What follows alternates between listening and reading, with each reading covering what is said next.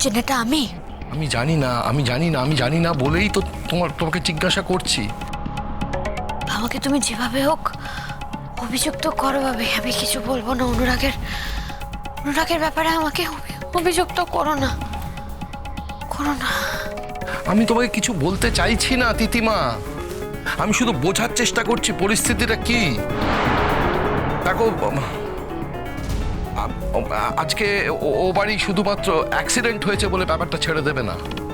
ওরা এরপর আরো ইনভেস্টিগেট করতে চাইবে এবং ইনভেস্টিগেশনের জন্য হয়তো কলকাতা থেকে কোনো পুলিশ টিম যাবে এবং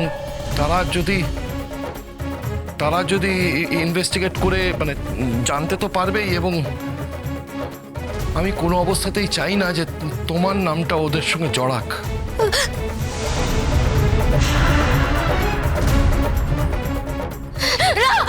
দিদি, কি হয়েছে দিদি? কি ব্যাপার, তুমি এরকম চমকে উঠলে কেন, ভয় পেলে কেন? আমার শরীরটা খুব যেমন বমি।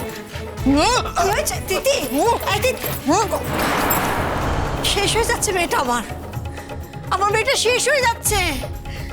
যেটুকু বাকি আছে সেটুকু মেয়েটাকে শেষ করে দিচ্ছ তুমি, শেষ করে দিচ্ছ আমার মেয়ে। শোনো, আমি তোমাকে একটা কথা বলে দিচ্ছি, আর ফার্দার তুমি যদি কোনো কিছু নিয়ে আমার মেয়েটাকে তুমি জিজ্ঞাসাবাদ করো, তাহলে কিন্তু আমি তিতিকে নিয়ে বাড়ি থেকে চলে যাব, তোমার কাছে রাখবো না তিতিকে। এই কথা তুমি মনে রেখো, ভালো করে বলে দিলাম আমি তোমাকে, শেষ কথা। তুমি একটা কথা শুনে যাও, আমি এই সমস্ত কথাবার্তা ছাড়াও আরো অনেক কিছু ভাবছি। আমি একবারও বলছি না যে তিতি খুন করেছে বা অনুরাগ যদি খুন হয়ে থাকে তাহলে তিতি তার জন্য দায়ী। আমি কিন্তু একটা ঘটনা আছে, অনুরাগের মিসিং হয়ে যাওয়ার সঙ্গে ওর কোনো ঘটনা আছে। ও যদি আমাদের আগেই বলতো যে ওর সঙ্গে অনুরাগের দেখা হয়েছিল, তাহলে কিন্তু ওর জন্য ভালো হতো, আমাদের জন্য ভালো হতো। ও তো বারবার বলছে, তোমাকে বলছে যে ওর সঙ্গে অনুরাগের দেখা হয়নি, কিন্তু তুমি বারবার ওকে প্রশ্ন করছো, বারবার ওকে জিজ্ঞাসা করছো, ওকে জোর করছো, ফোর্স করছো। এইরকম পরিস্থিতিতে ওর নাটা হেঁত হয়ে যেতে পারে, ওর নাটা হেঁত হয়ে যেতে পারে। না, কিন্তু আমি তো কিছুতেই ভুলতে পারছি না যে যখন বাইরে গিয়েছিল একা, তখনই অনুরাগ মিসিং হয় এবং তারপরে ও উদ্ভ্রান্তের মতন ফেরত আসে এবং ও শরীর খারাপ হতে শুরু করে। আমি তো কিছুতেই বলতে পারছি না।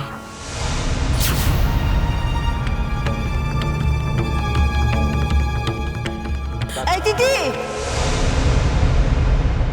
তুই ওদিকে কোথায় যাচ্ছিস? আয় এদিকে আয়।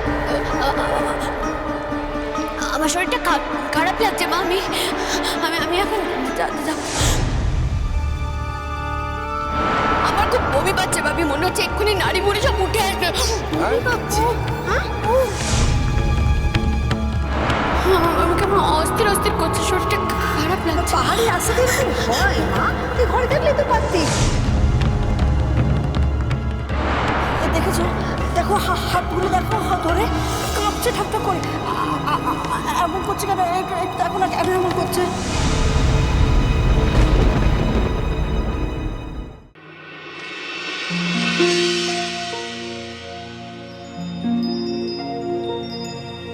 তিনটে নদীর একটা গল্প,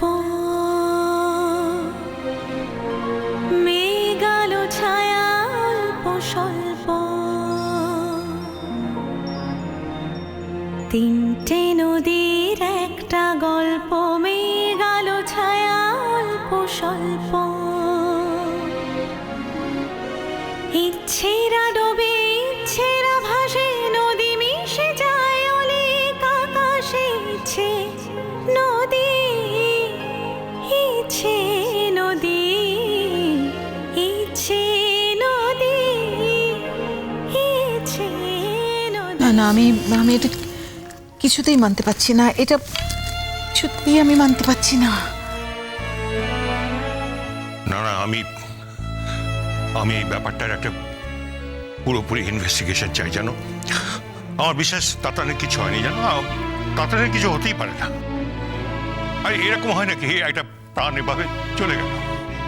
এটা কি হয় আজকের দিনে একটা একটা প্রাণ?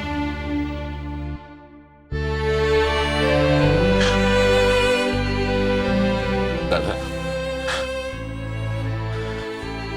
দাদা, আমাকে তো তোমরা খুব পছন্দ করো না। স্বাভাবিক, আমি তো ভালো মানুষ নই, আমি তোমাদের পছন্দের লোক নই। তাতানো আমাকে খুব, সেই জন্য কি ও আমাকে ছেড়ে চলে গেল? অমি,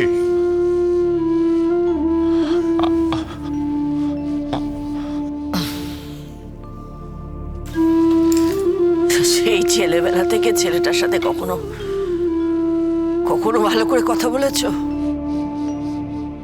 করনি, কখনো ভালো ব্যবহার করনি ওর সাথে। এর দেখিয়েছো সবসময়।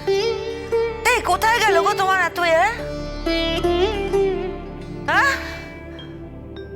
এখন কোথায় থাকবে তোমার আমার ছেলেটা তো চলে গেল, আমার ছেলেটা তো চলে গেল, কোথায় রাখবে তোমারে? ছোট ছোট, তুই এইভাবে অমিকে দোষ দিস না। দেখ, যেটা হয়েছে সেটা হয়েছে, এটা তো কারোর হাতে নেই না। কার এর দায় রয়েছে বল? যদি অ্যাক্সিডেন্ট হয়ে থাকে কার দায়? কার দায় বলো? ওই যে দাঁড়িয়ে আছে ওখানে,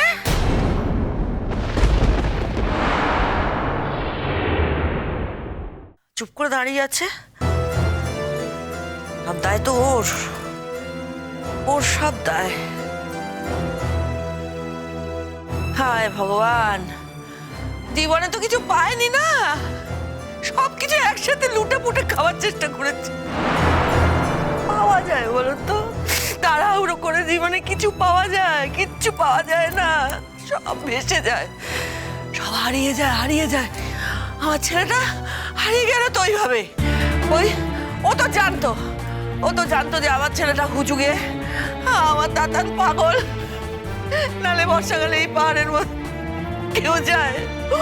ও কেন না করলো না বলো?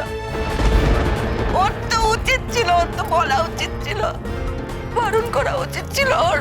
এটা কাউকে দোষ দেবার সময় নয় মালবিকা।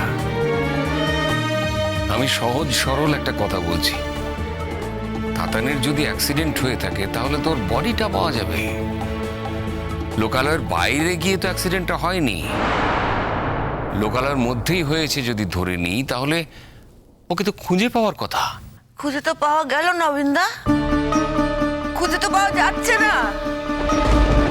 কোথায় আমার ছেলে? ও আমার কাছে আসছে না কেন বৃন্দা? কেন আসছে না বলো? কেন সান্ত্বনা দিচ্ছ আমাকে? তোমার কি মনে হচ্ছে এটা সান্ত্বনা দেবার জায়গা? দিও না আমাকে সান্ত্বনা দিও না, আমার চাই না, আমার সান্ত্বনা চাই না। কে কাকে সান্ত্বনা দেবে বলো তো? তাতান এমন একজন মানুষ, ওর যে কোনো ক্ষতি হতে পারে এটা তো আমি ভাবতেই পারি না।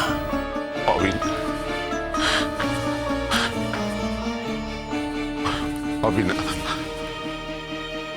আমি তোমার কাছে নিঃস্বার্থ ক্ষমা চাইছি। আমি তোমাকে অনেক অপমান করেছি। মালবিকাকে একবার নয় বারবার অসম্মান করেছি। তাই হয়তো ঈশ্বর আমার কাছ থেকে তাতারকে, হয়তো সেই জন্যই আমি এই শাস্তি পাচ্ছি।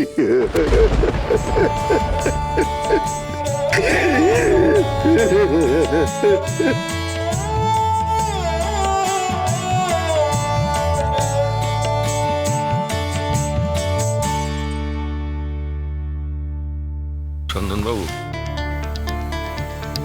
কালকে না এই ছেলেরা থানায় গিয়ে অফিসারদের সঙ্গে যোগাযোগ করে কিছু ইনফরমেশন পেয়েছে।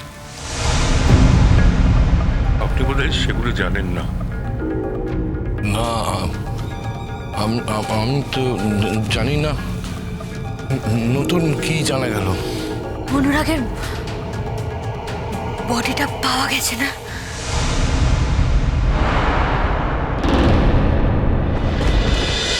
ইচ্ছে নদী